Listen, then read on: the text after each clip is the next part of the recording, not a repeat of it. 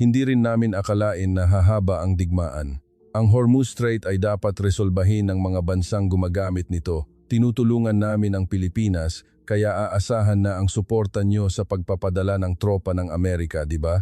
Habang ang White House ay patuloy na nagpipilit hindi lang sa gitnang silangan, kundi pati na rin sa Pilipinas, sa gitna ng walang katapusang digmaan ng Amerika at Iran, wala nang nagawa ang Pilipinas kundi ang pasanin ng pinsala at mga hinihingi ng mga ito.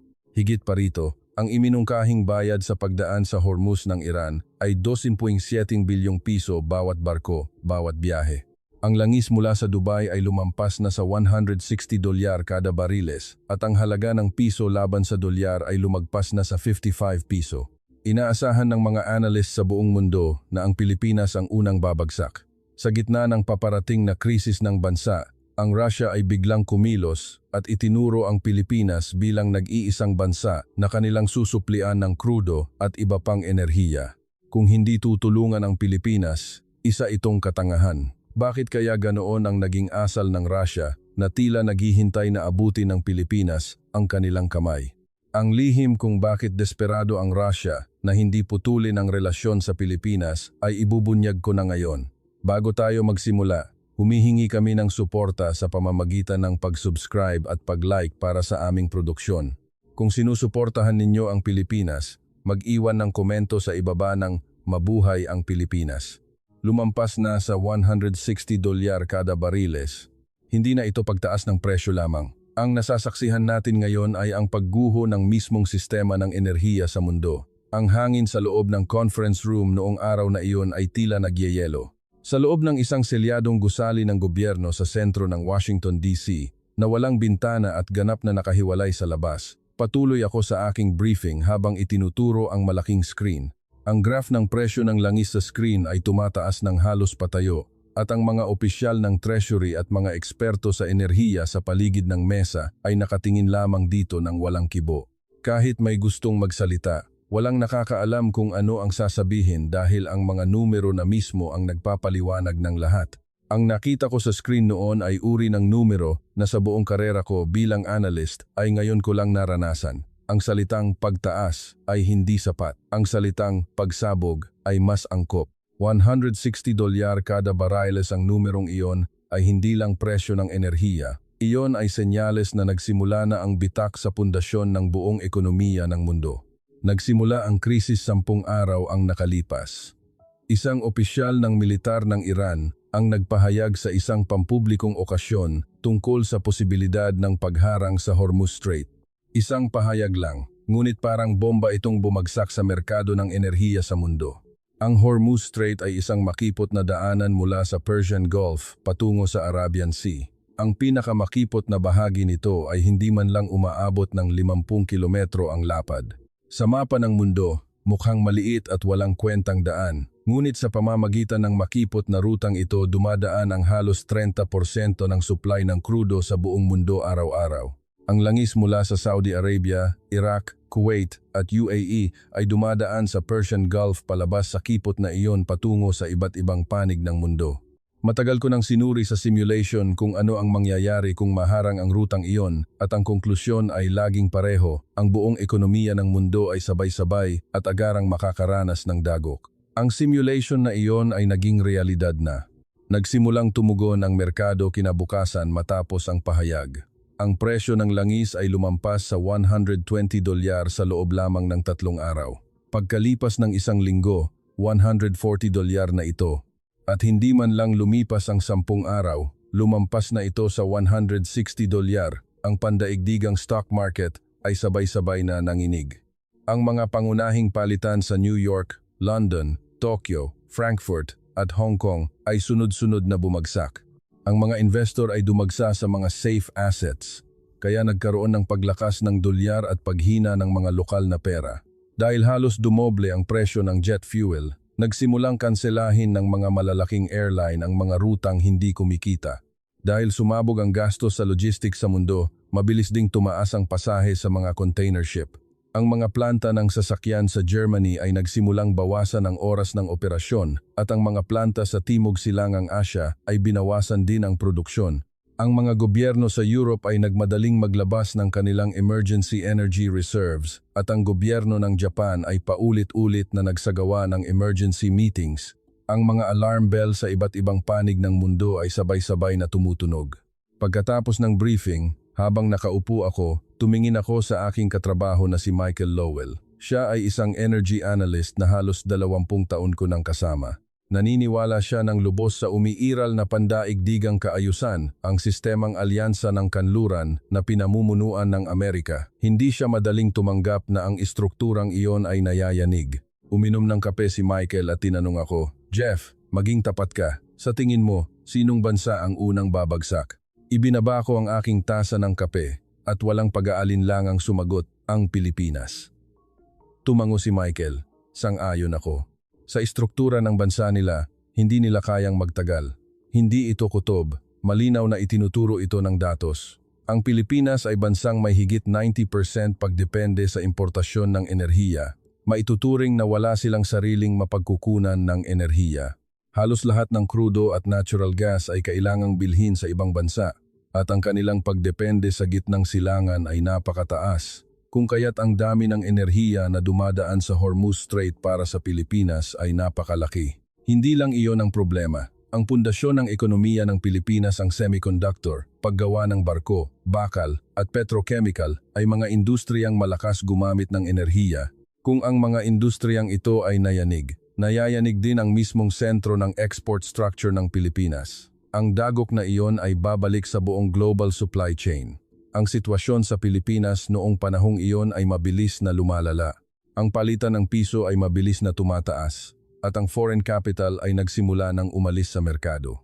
Sunod-sunod ang balita na ang mga malalaking korporasyon ay pumasok na sa emergency management mode at sa mga maliliit na negosyo, ang takot sa sunod-sunod na pagkabangkarote ay nagiging realidad.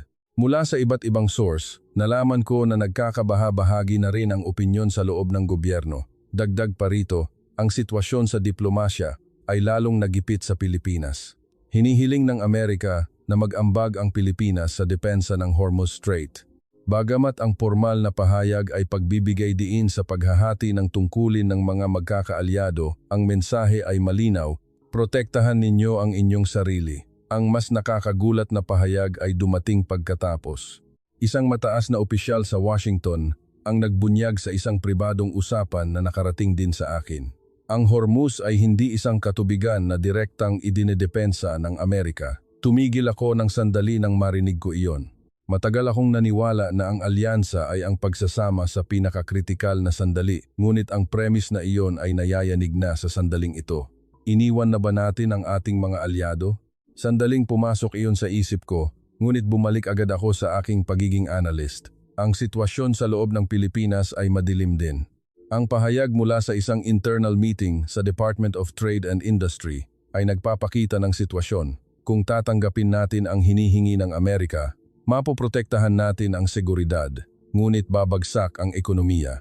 Kung tatanggihan natin, hindi kakayanin ng ekonomiya pero mawawala ang seguridad.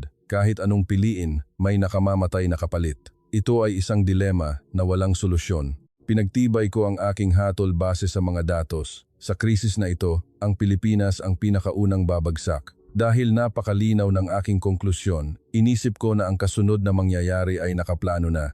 Ngunit noong gabing iyon, isang dokumento ang nakapatong sa aking mesa. Ito ay ulat na ang isang mataas na opisyal ng Russia ay binanggit ang Pilipinas sa isang panayam sa dayuhang media. 2 pangungusap lang ang nilalaman nito. Ang Pilipinas ay palaging gumagawa ng matalinong pagpili. Ang Russia ay laging bukas sa pakikipagtulungan sa enerhiya sa Pilipinas. Binasa ko ang 2 pangungusap ng dahan-dahan ng 3 beses.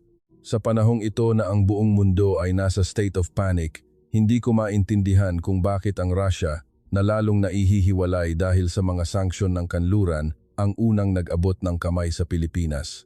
Ang Russia ay isang bansang lalong nalulunod sa isolasyon pagkatapos ng digmaan. Ang mga ekonomikong sanksyon ay lalong lumalawak at ang ekonomiya mismo ng Russia ay nasa ilalim ng matinding pressure. Ang ganoong bansa ay hindi lumalapit sa Pilipinas para lamang sa pagpapakaibigan.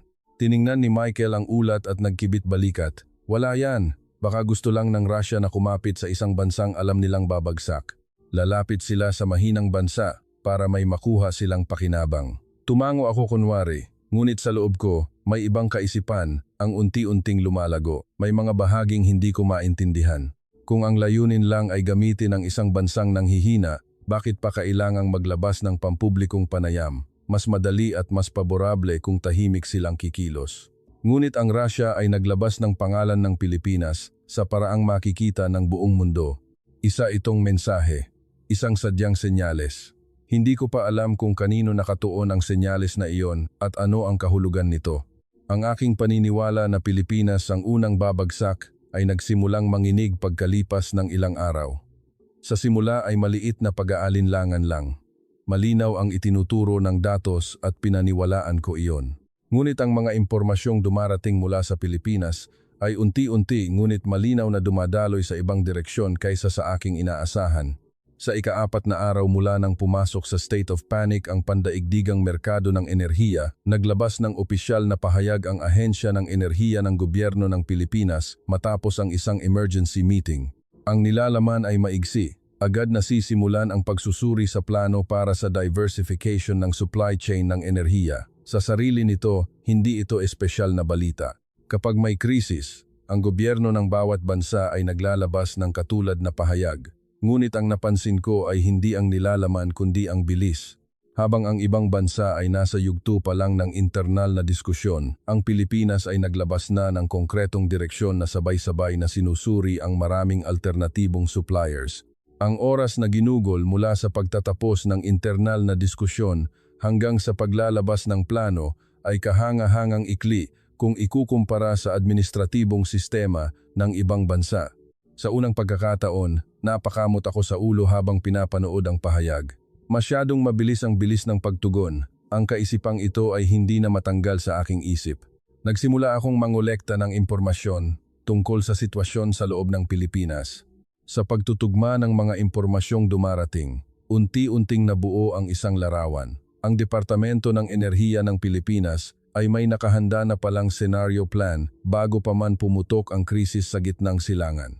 Hindi lang ito basta guidelines. Mayroon na silang listahan ng mga alternatibong supply source, paraan ng pagpapatakbo ng mga stock ng enerhiya, at plano para sa pagsasaayos ng prioridad sa bawat industriya. Sa madaling salita, isang planong handa ng ipatupad.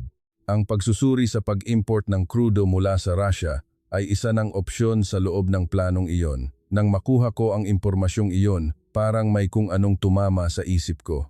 Nakakuha ako ng pagkakataon na direktang makaharap ang isang opisyal ng gobyerno ng Pilipinas, isang undersecretary na nagngangalang Maria Santos. Ang conference room kung saan kami nagkita ay tahimik at maayos. Pinanatili niya ang kanyang katayuan na hindi man lang nanginig kahit na ang mundo ay nagkakagulo sa labas. Ang kanyang mga salita ay kontrolado ngunit may halong malinaw na kumpiyansa. Pakiramdam ko ay isa siyang taong matagal nang inaasahan ang sitwasyong ito.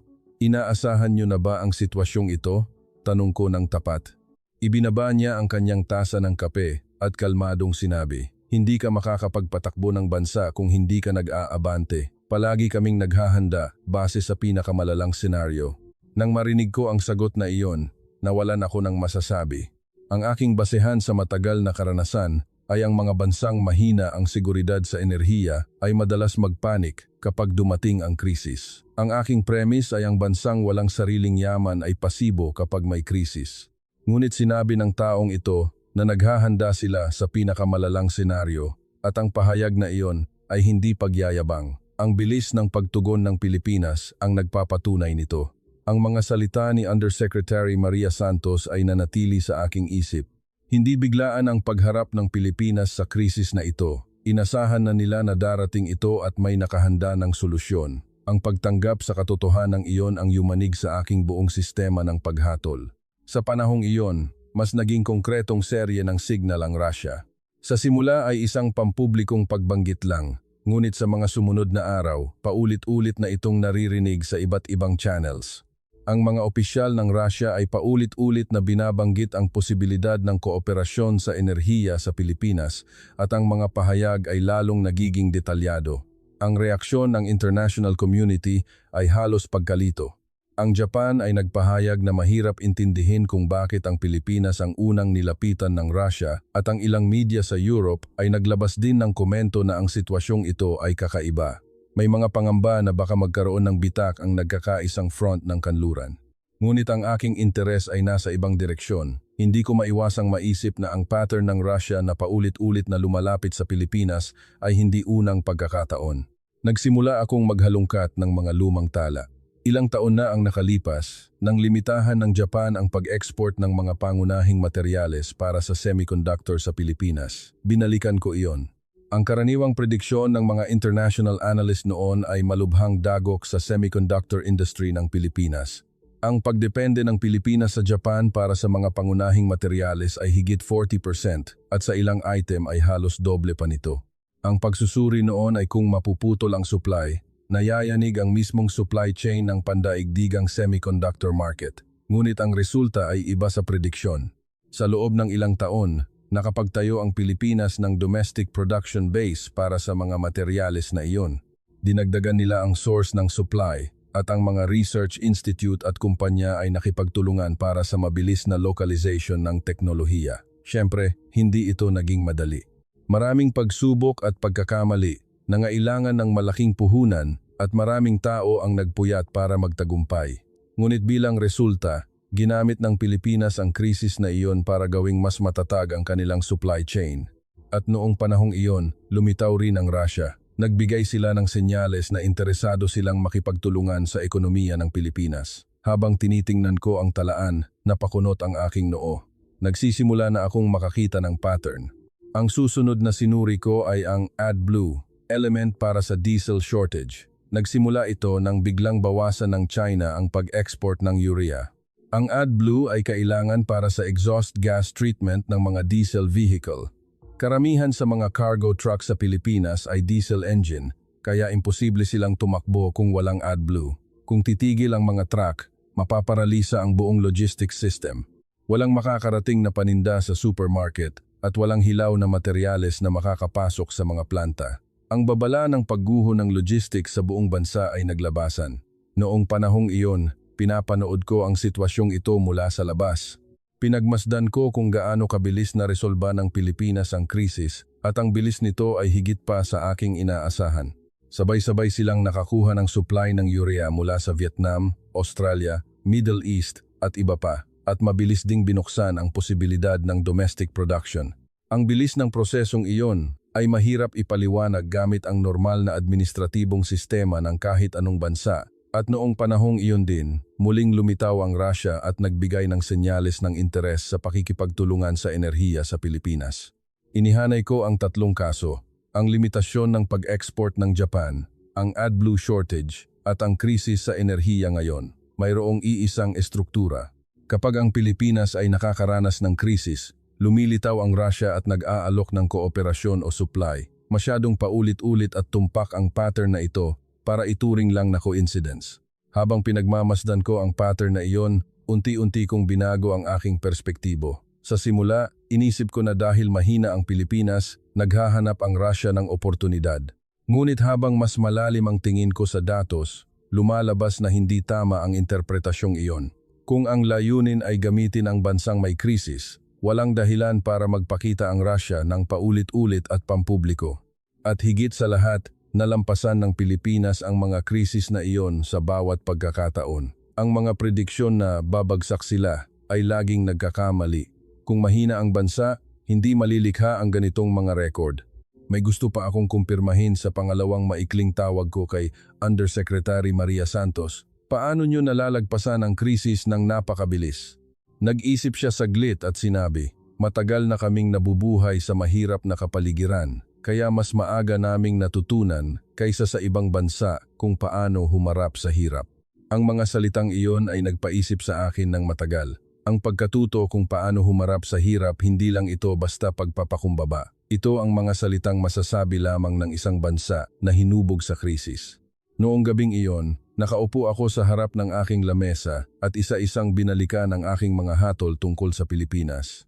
Structural weakness dahil walang sariling enerhiya, Geopolitikal na kahinaan, bansang may pinakamataas na posibilidad na bumagsak sa harap ng krisis iyan ang aking matagal na paghatol. Ngunit ang hitsura ng Pilipinas na nakikita ko ngayon ay patungo sa direksyong kabaligtaran ng aking paghatol. Hindi ito bansang natataranta sa harap ng krisis, kundi isang bansa na tila alam na ang darating at may nakahanda ng paghahanda. Nang sumagi sa isip ko ang kaisipang iyon sa unang pagkakataon, umiling ako sa aking sarili. Inisip ko na sobrang extreme ng interpretasyon ko, ngunit ang datos ay hindi sumusunod sa emosyon. Malinaw ang direksyong itinuturo ng mga katotohanan. Hindi lang basta nagtitiis ang Pilipinas sa krisis na ito, mayroon silang idinidisenyo, at ang katotohanang hindi ko pa nakikita ng buo kung ano ang disenyong iyon ay nagpabalik sa akin sa aking upuan. May natutunan ako sa mahabang pananatili ko bilang analyst. Ang mga tunay na delikadong variable ay madalas nagtatago sa mga bagay na mukhang mahina sa simula.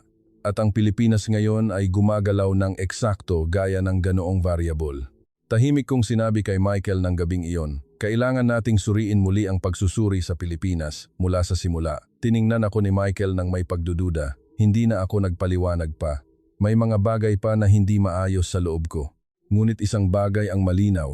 Ang bansang ito ay mas komplikado kaysa sa inakala ko at sa loob ng pagiging komplikadong iyon ay mayroong isang bagay na hindi ko pa nakikita. Kailangan ko itong mahanap. Hindi pa lumilipas ang ilang araw matapos kong magdesisyong suriin muli ang Pilipinas, nagsimula ng kumilos ang Russia ng direkta. Hindi na ito antas ng pahiwatig o senyales. Sa pamamagitan ng opisyal na channel, ipinahatid nila ang intensyong mag-supply ng krudo sa Pilipinas at ang nilalaman nito ay mabilis na kumalat sa dayuhang media. Nang mabalitaan ko iyon, tumayo ako. Inasahan ko na ang mangyayari, ngunit nang maging realidad na ito, ang katawan ko ang unang tumugon. Ang kondisyong inalok ng Russia ay higit pa sa simpleng transaksyon ng krudo. Ang presyo ng supply ay mas paborable kaysa sa presyo sa internasyonal na merkado noong panahong iyon, at ang volume ng supply ay sapat para makatagal ang Pilipinas sa loob ng maikling panahon.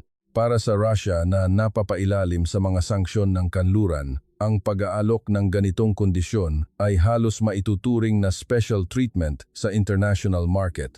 Lahat ng media sa mundo ay sabay-sabay na tumugon.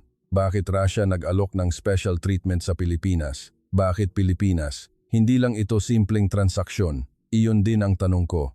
Ngunit ang unang pumasok sa isip ko ay ang reaksyon sa loob ng Pilipinas. Base sa mga impormasyong lumalabas sa Departamento ng Industriya ng Pilipinas, ang atmosfera sa loob ay mas komplikado kaysa sa nakikita sa labas. Ang panig na gustong tanggapin ang alok ng Russia at ang panig na nagsasabing hindi dapat ito tanggapin ay nagbabanggaan. Oportunidad ito. Kung hindi natin tatanggapin, titigil ang mga planta. Babagsak ang buhay ng mga mamamayan. Sa sandaling makipagkamay tayo sa Russia, gagawin nating kaaway ang buong kanluran. Hindi mananahimik ang Amerika. Parehong tama ang magkabilang panig. Iyon ang mas malupit na sitwasyon. Kapag dalawa ang tama ngunit hindi pwedeng sundin ng sabay, iyon ang totoong krisis. Si Undersecretary Maria Santos ay nasa gitna ng kaguluhang iyon. Nakikipag-ugnayan ako sa kanya noong panahong iyon at isang gabi, tumawag siya. Sa pagod na boses sinabi niya, Mr. Hudson, hindi pagpili ang pinag-uusapan natin ngayon kundi kaligtasan. Sandali akong tumahimik at nagtanong, ano ang opinyon nyo, Undersecretary?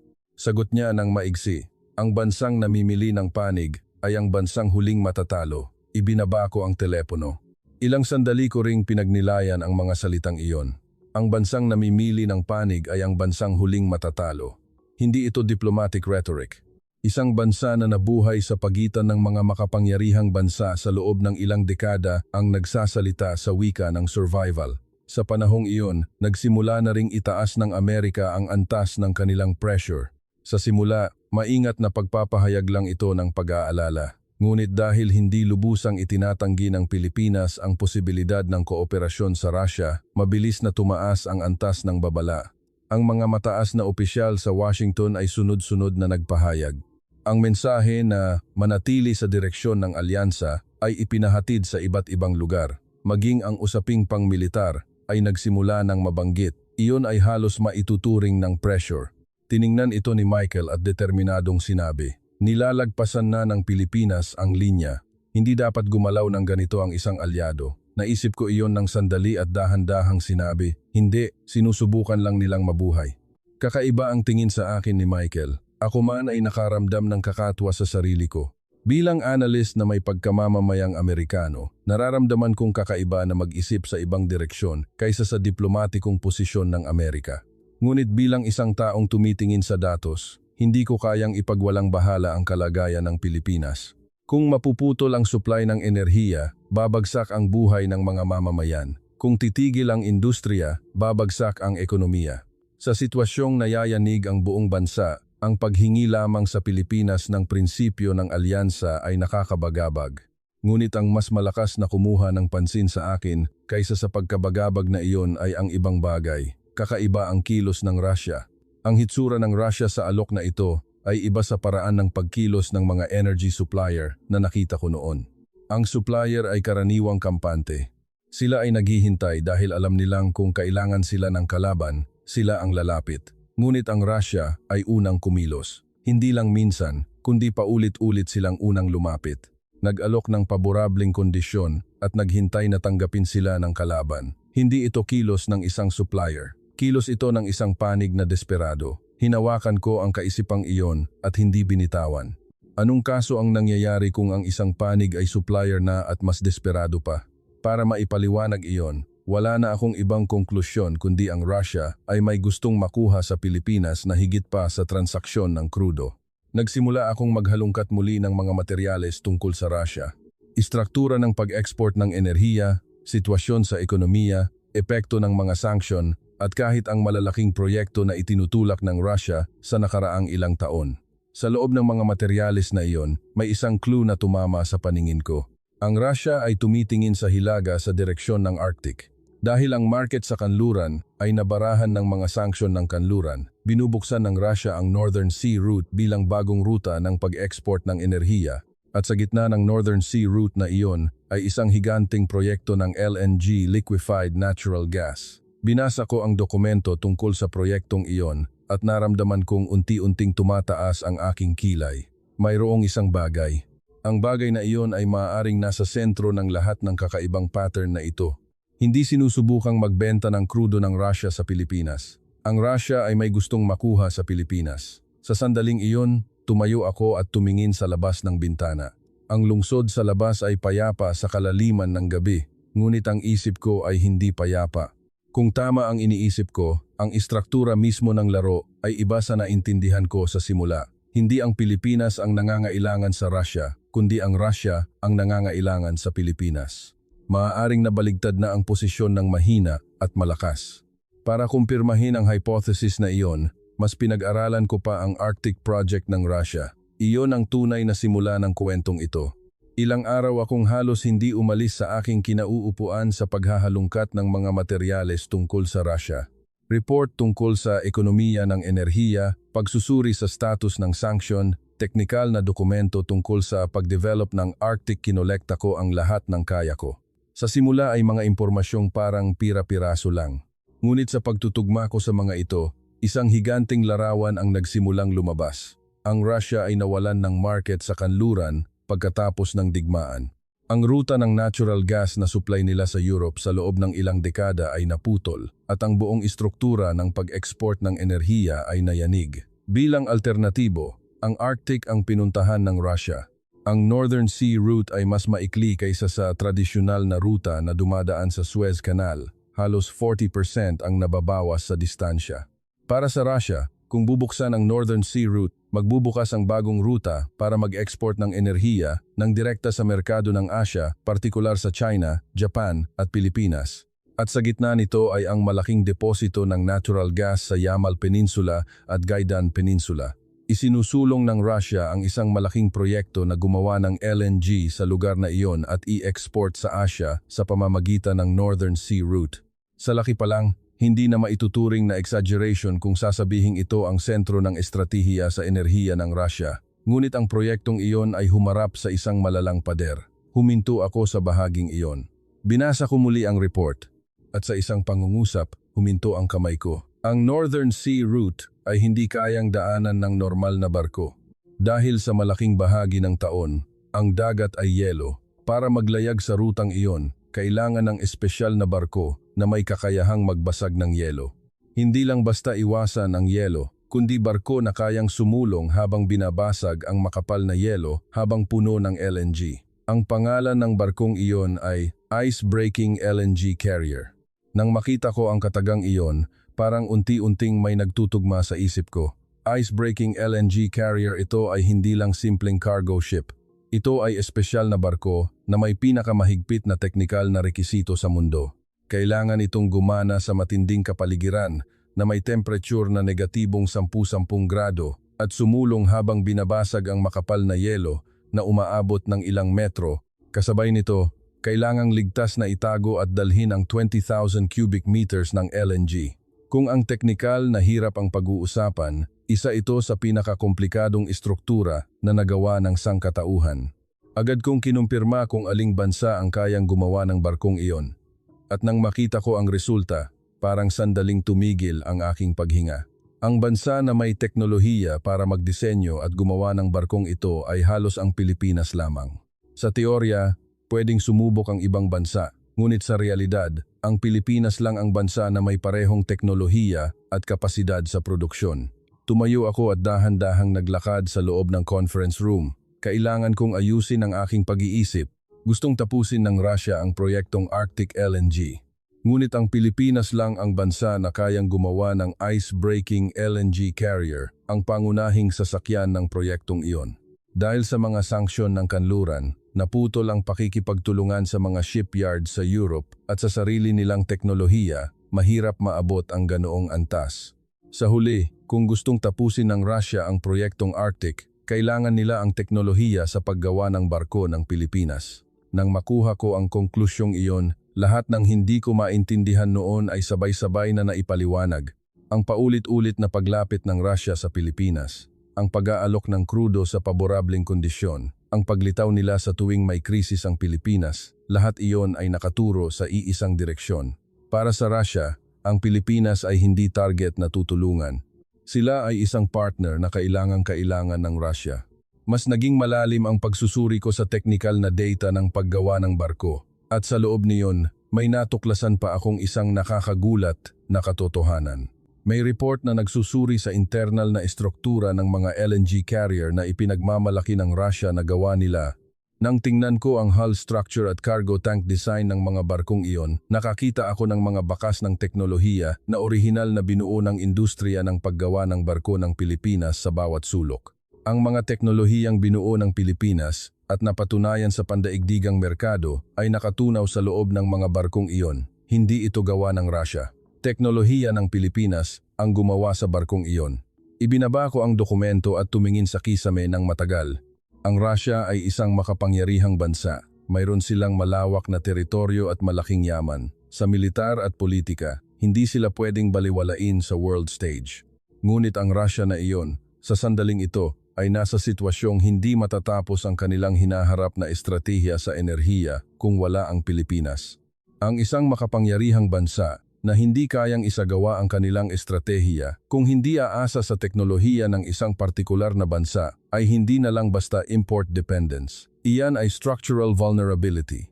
At sa kabilang panig ng structural vulnerability na iyon ay ang Pilipinas. Habang mas tinitingnan ko ang sitwasyon ng Russia, may isa pang faktor ang nakita ko.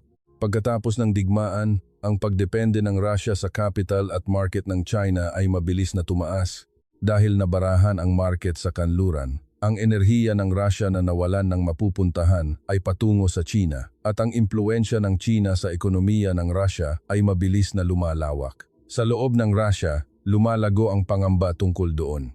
Ito ay pagbabantay sa sitwasyon na nagiging imposible ng patakbuhin ang ekonomiya kung wala ang China. Ang isang bansa na may pride ng isang makapangyarihang bansa ay hindi madaling tanggapin ang pagpapasailalim sa ibang makapangyarihang bansa.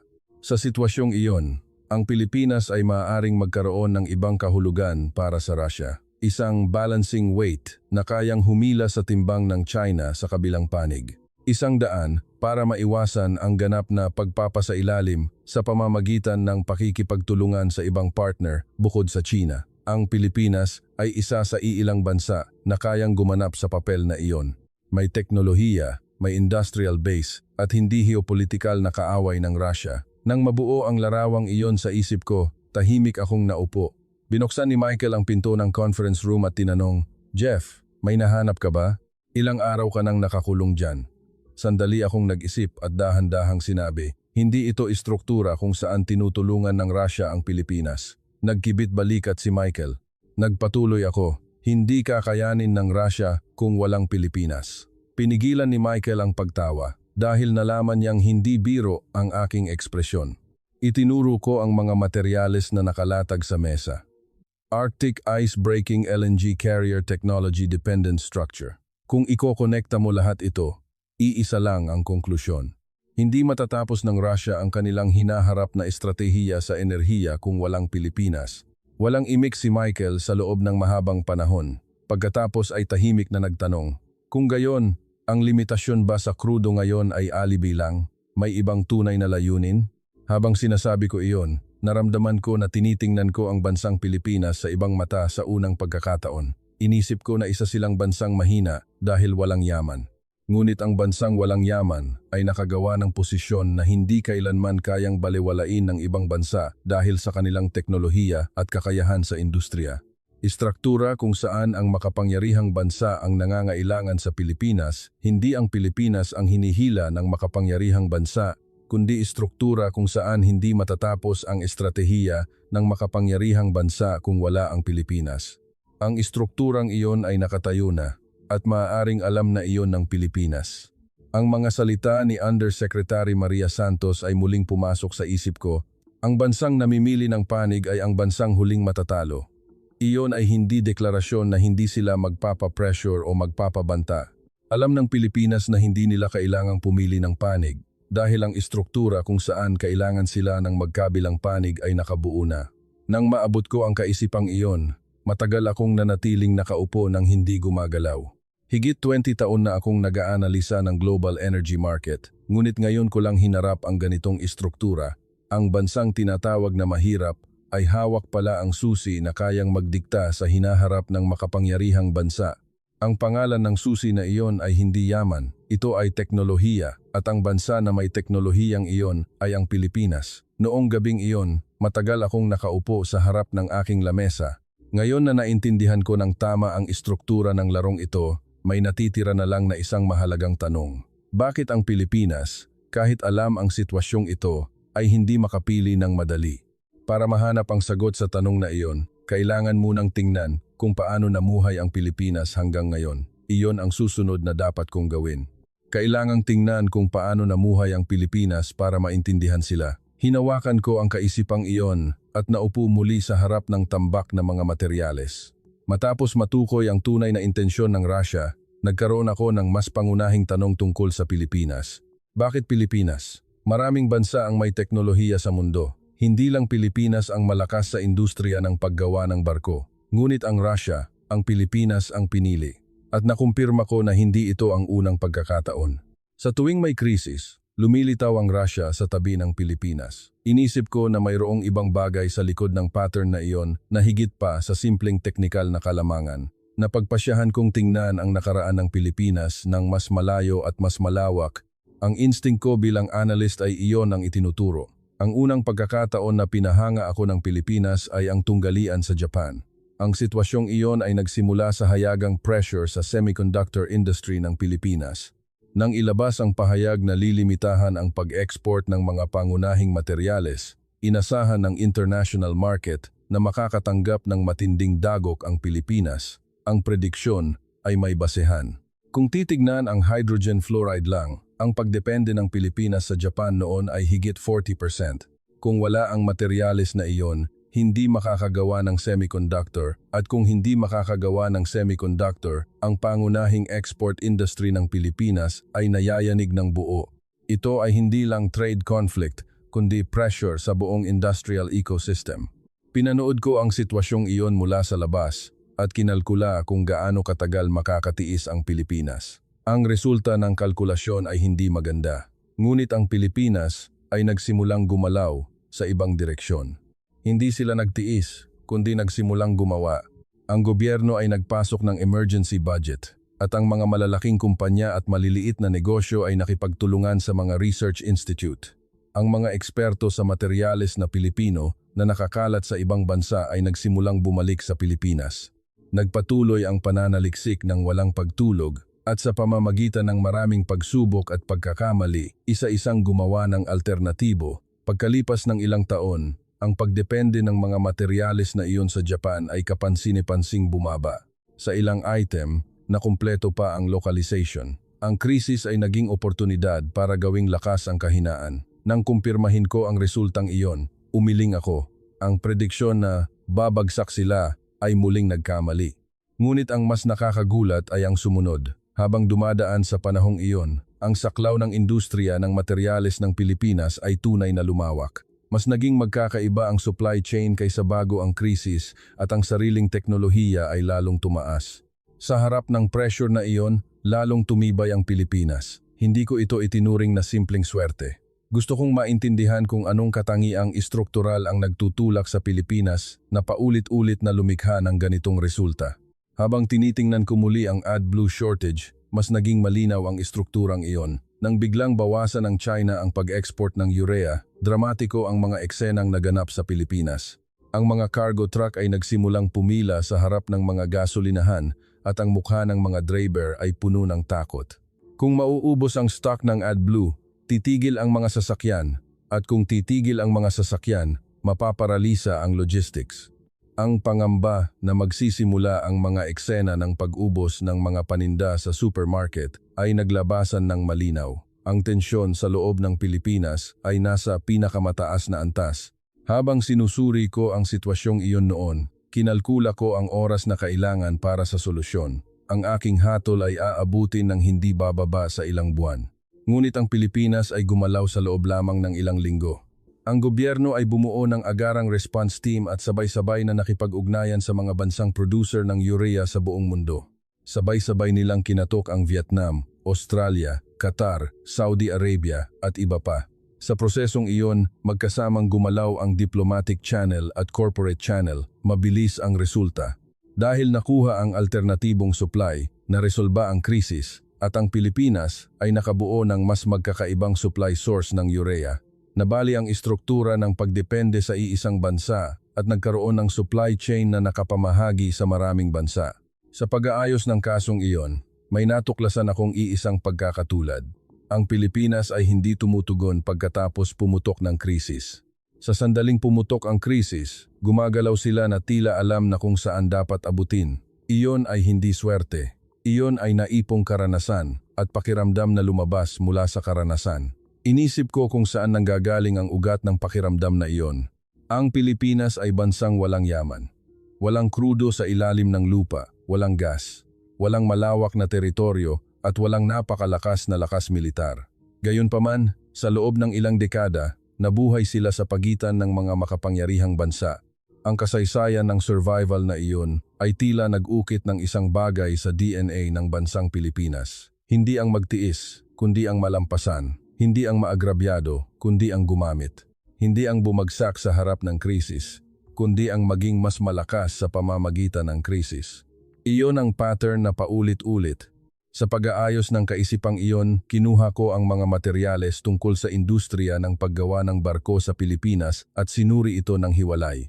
Ang industriya ng paggawa ng barko ay isa sa mga larangan kung saan ang Pilipinas ay may pandaigdigang kompetisyon. Ngunit ang kompetisyong iyon ay hindi nandoon simula pa lang. Ilang dekada na ang nakalipas, ang industriya ng paggawa ng barko sa Pilipinas ay nagsimula sa dalampasigan na wala man lang anuman.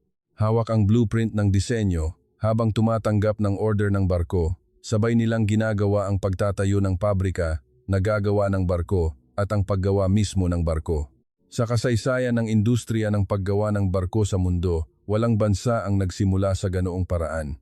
At sa ganoong simula na tila imposible, ang Pilipinas ay naging top-level shipbuilding powerhouse sa mundo. Ang teknolohiya para makagawa ng ice-breaking LNG carrier ay hindi lang basta lumitaw.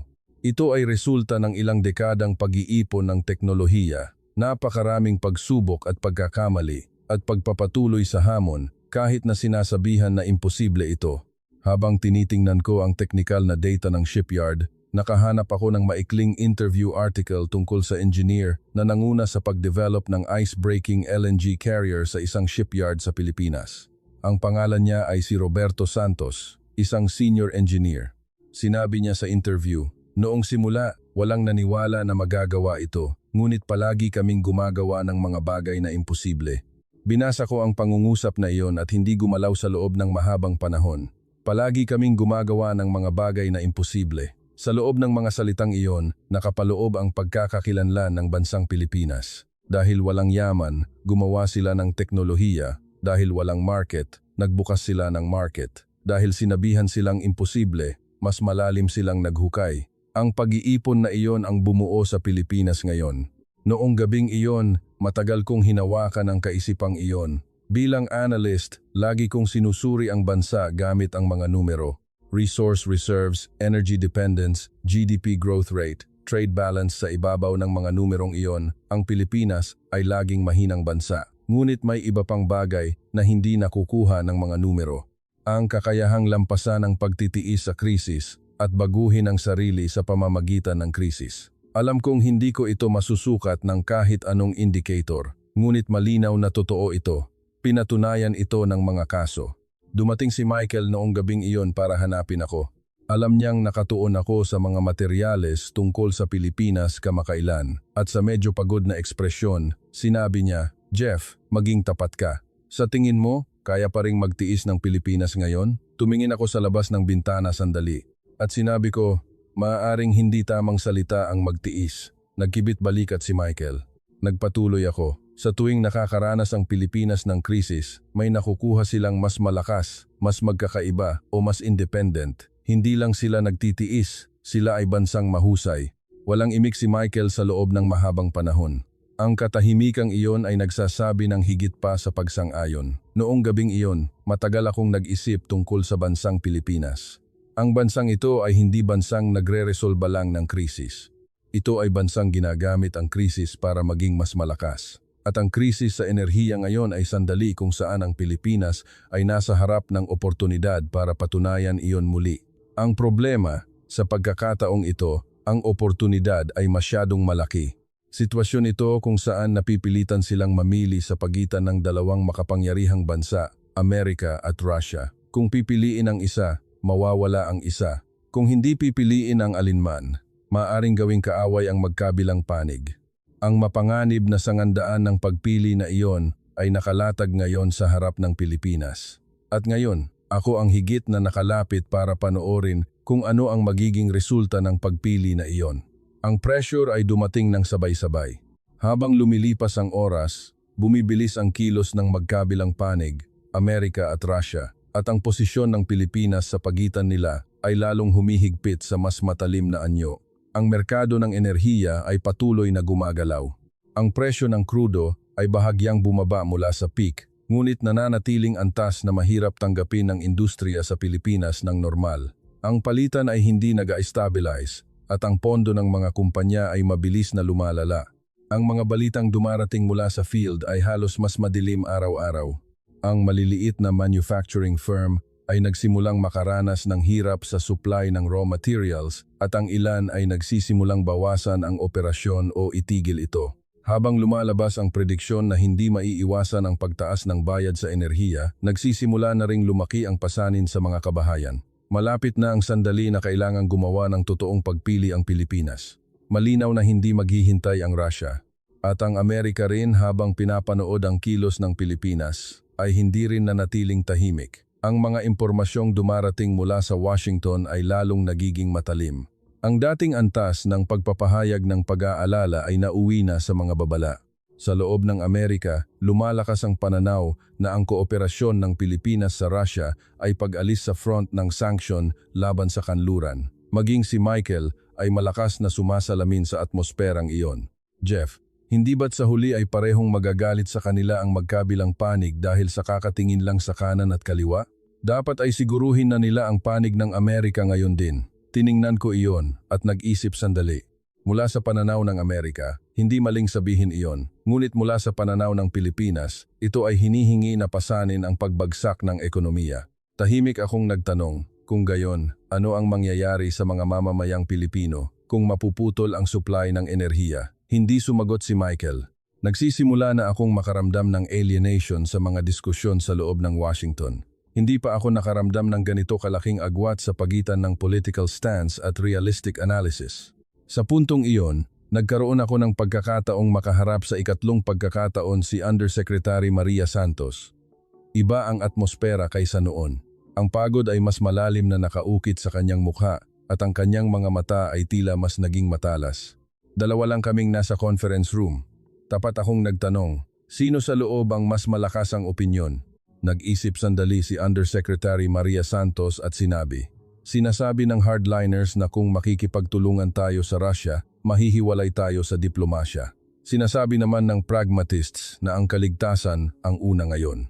Tumango ako at nagtanong, Undersecretary, saang panig kayo? Tumingin siya sa labas ng bintana at sinabi, hindi kami namimili ng panig.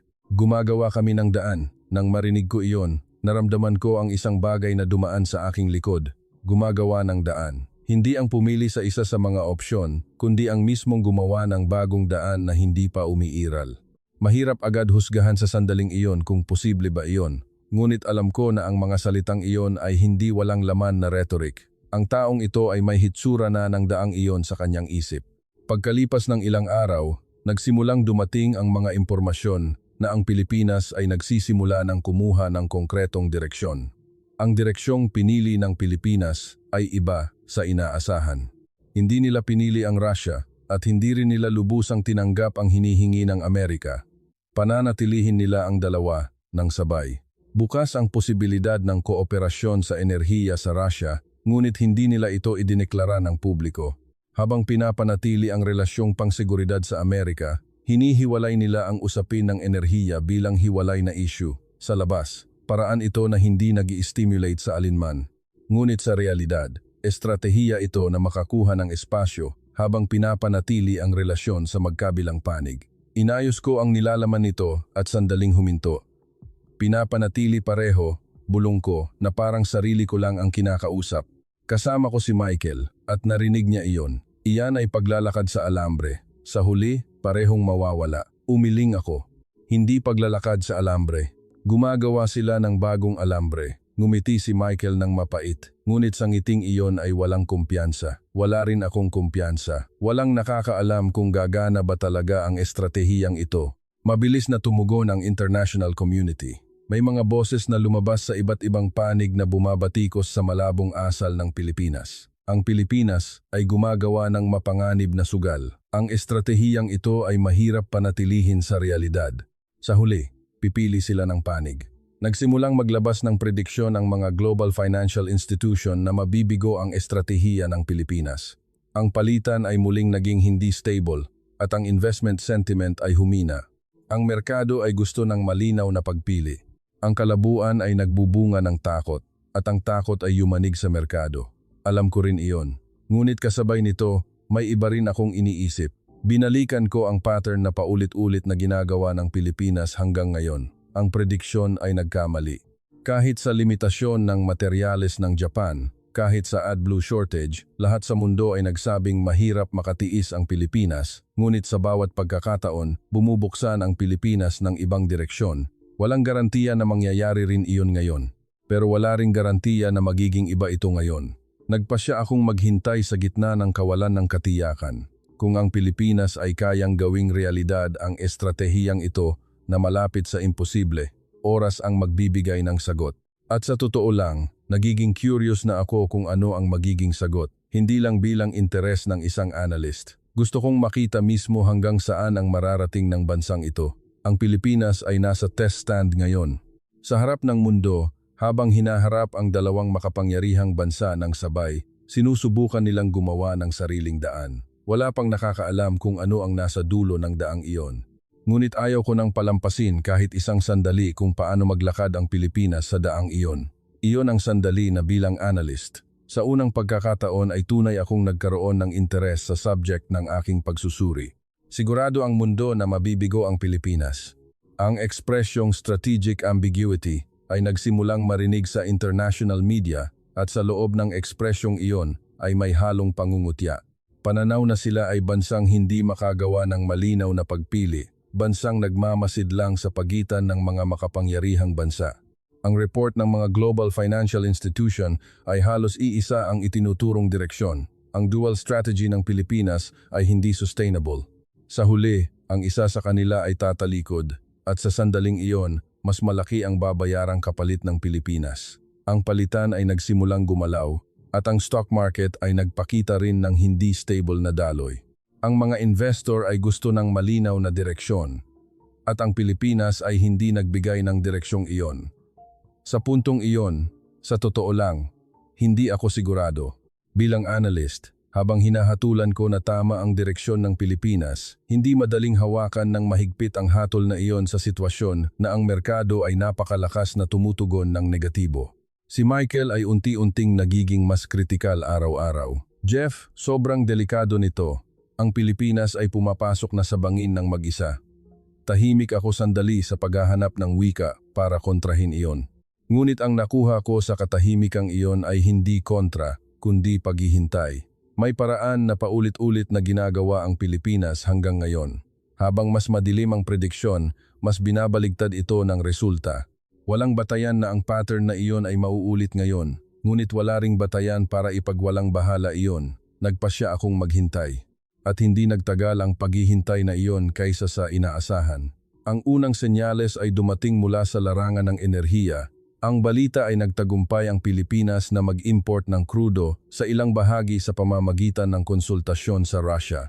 Ito ay hindi opisyal na pahayag kundi totoong kilos. Isang bagay na ginawa ng tahimik, ngunit malinaw. Hindi ang volume na iyon ang lulutas sa lahat ng problema sa enerhiya ng Pilipinas. Ngunit hindi iyon ang mahalaga. Ang pinakakinatatakutan ng merkado ay hindi ang pagkaputol ng supply mismo, kundi ang estado na walang nakikitang hibla ng solusyon. Kung may hibla, magsisimulang kumalma ang panik. Nang kumalat ang balita ng pag-import ng krudo, nagsimulang kumalma ang merkado. Ang palitan ay bumalik sa kalmado. Ang mga kumpanya na nagbawas ng operasyon o tumigil sa field ng industriya ay nagsimulang bumalik. Habang sabay na ginagawa ng gobyerno ng Pilipinas ang paglabas ng domestic energy reserves at polisiya ng pagkontrol sa demand, mabilis na pumasok sa yugto ng stability ang sitwasyon. Habang pinapanood ko ang daloy na iyon, naramdaman ko ang isang bagay na gumagalaw ng mahinahon sa aking dibdib, nakalampas. Ang dalawang salitang iyon ay tahimik na pumasok sa aking isip. Ngunit ang mas nakakagulat ay ang sumunod. Nagsimulang magbago ang asal ng Amerika. Ang pampublikong pagbatikos ay tumahimik at dahan-dahang lumipat sa atmosfera ng pagmamasid. Nalaman ko ang dahilan ng pagbabagong iyon sa pamamagitan ng internal na atmosfera sa Washington. Nagkalkula rin ang Amerika.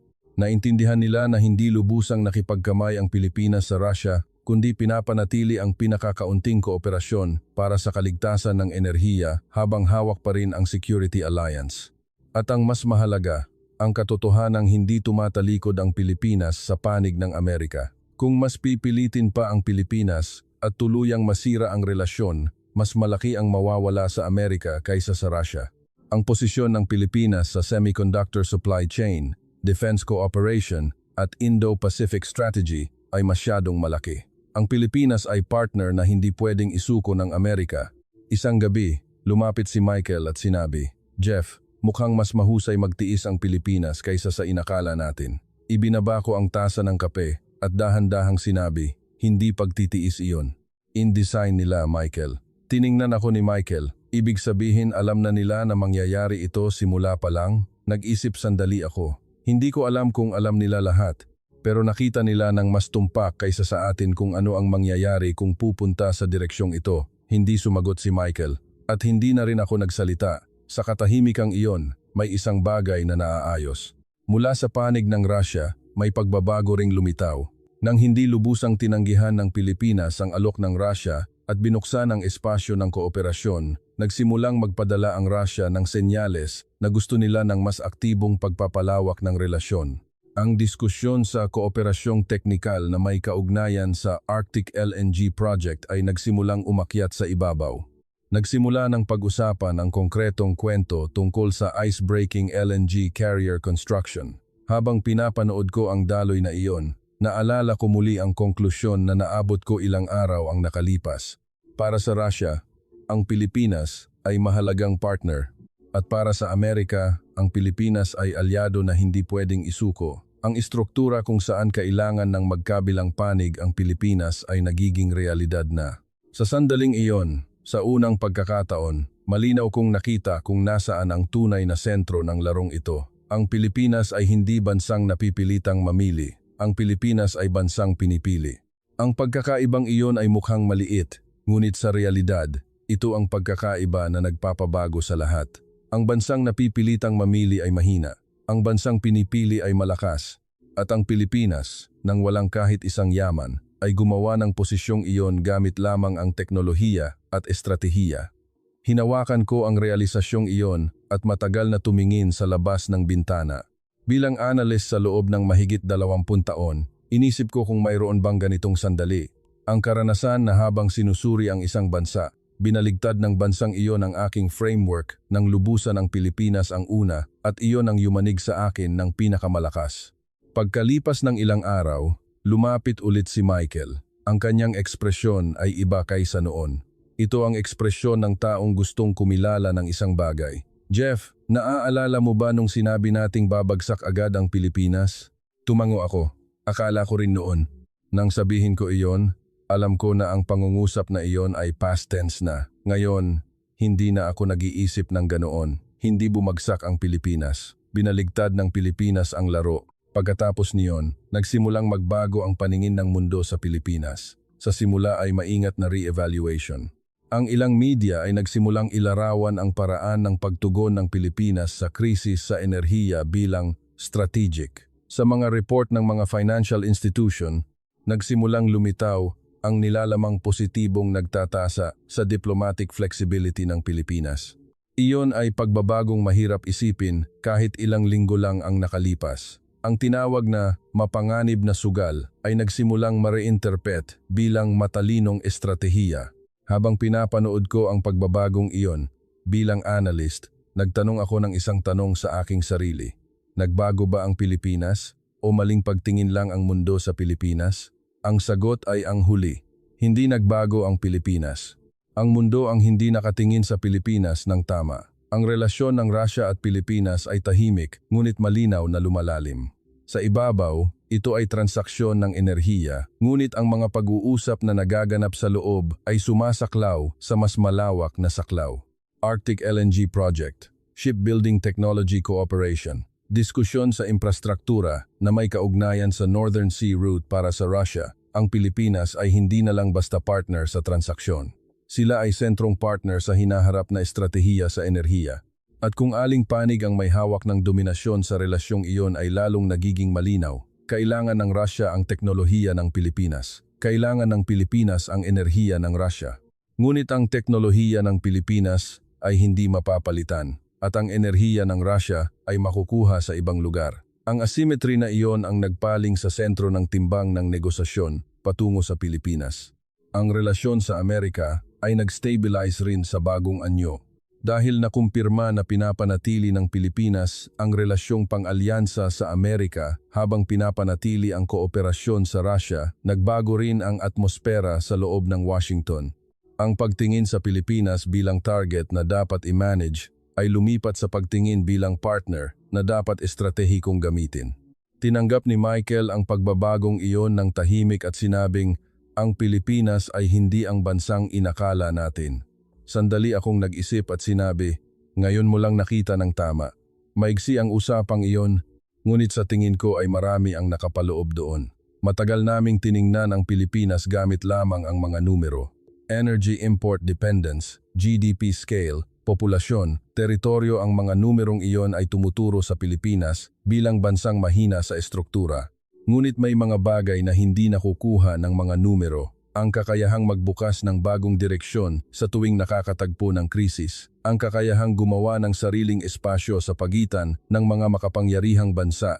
Ang kakayahang maghukay ng mas malalim sa tuwing sinasabihan na imposible iyon ang bumubuo sa bansang Pilipinas. Sa krisis na ito, lalo ko pang tiningnan ang industriya ng paggawa ng barko sa Pilipinas. Nang una kong makita ang kwento ng ice-breaking LNG carrier, inisip ko na ito ay simpleng technical na issue.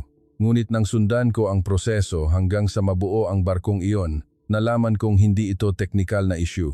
Ang barkong iyon ay resulta ng ilang dekadang hamon. Mula sa bansang nagsimulang gumawa ng barko sa dalampasigan na walang anuman, hanggang sa maging bansa na kayang gumawa ng pinakakomplikadong barko na naglalayag sa pinakamahirap na kapaligiran sa mundo. Sa prosesong iyon, napakaraming pagkabigo at napakaraming tao ang nagpuyat. Naalala ko muli ang sinabi ni Roberto Santos sa interview. Palagi kaming gumagawa ng mga bagay na imposible. Ang mga salitang iyon ay iba na ang dating ngayon. Hindi pagyayabang, kundi katotohanan. Ang Pilipinas ay tunay na palaging gumagawa ng imposible. At ang mga imposible na iyon ay naipon para buuin ang Pilipinas ngayon. Sa pagtatapos ng pangyayaring ito, nagkaroon ako ng huling maikling usapan kay Undersecretary Maria Santos. Mas relax ang kanyang ekspresyon kaysa noon. Tapat akong sinabi, noong simula, hinatulan ko ang Pilipinas bilang unang bansang babagsak. Tumawa siya at sinabi, marami ang nag-isip ng ganoon. Nagpatuloy ako, mali ang hatol na iyon. Umiling siya ng bahagya. Hindi mali. Kung titingnan sa numero, tamang hatol iyon. Ngunit may mga bagay na wala sa numero. Ang sagot na iyon ang nagpaisip sa akin ng matagal. Mga bagay na wala sa numero iyan ang mismong Pilipinas. Hindi mahuhuli ng kahit anong indicator, ngunit sa sandali ng krisis ay lumilitaw ng malinaw iyan ang esensya ng bansang Pilipinas. Natapos ko ang usapang iyon at matagal na tumingin sa labas ng bintana habang nasa eroplano pabalik sa Washington. Ang Pacific Ocean ay walang katapusang lumalawak sa ilalim ng mga ulap. Sa paglalakbay na ito, nakakuha ako ng isang konklusyon. Ang Pilipinas ay hindi malakas na bansa. Ito ay bansang alam kung paano maging malakas. Ang pagkakaibang iyon ang nagpapaliwanag sa lahat. Ang malakas na bansa ay malakas kapag may lakas. Ngunit ang bansang alam kung paano maging malakas ay mas nagiging malakas sa harap ng krisis. At ang kakayahang iyon ay hindi nanggagaling sa yaman, nanggagaling ito sa karanasan, nanggagaling ito sa hindi nakikitang pakiramdam na naipon habang namumuhay sa mahirap na kapaligiran ng matagal. Ang Pilipinas ay bansang may ganoong pakiramdam. Bilang analyst, habang buhay akong naniwala sa mga numero, ngunit sa pagkakataong ito, mali ang mga numero. Mas tumpak na sabihin, hindi maipapaliwanag ang Pilipinas gamit lamang ang mga numero. Habang ang merkado ng enerhiya sa mundo ay muling nabubuo ng mas komplikado kaysa dati, ang posisyon ng Pilipinas ay tahimik ngunit malinaw na nagbabago. Sa larangan ng enerhiya, depensa, teknolohiya at diplomasya, ang impluwensya nito ay lumalaki ng paisa-isa at ang impluwensyang iyon ay hindi ginawa ng iba. Ginawa iyon ng Pilipinas mismo sa loob ng krisis. Curious ako sa hinaharap ng bansang iyon dahil hindi pa ito natatapos. Maaaring ngayon pa lang ang simula. Ano ang naramdaman ninyo habang pinakikinggan ang kwentong ito? Sa ibabaw ng higanting board kung saan naglalaban ang mga makapangyarihang bansa, ang Pilipinas na gumagawa ng sariling daan gamit lamang ang teknolohiya at estratehiya ng walang yaman ang bansang ating kinabibilangan ay ganoong bansa. Suportahan kami sa pamamagitan ng subscribe at like at babalik kami ng may mas masayang kwento. Ito ang Special Korea, nagpapakilala ng mga nakakaantig na kwento mula sa ibayong dagat. Maraming salamat.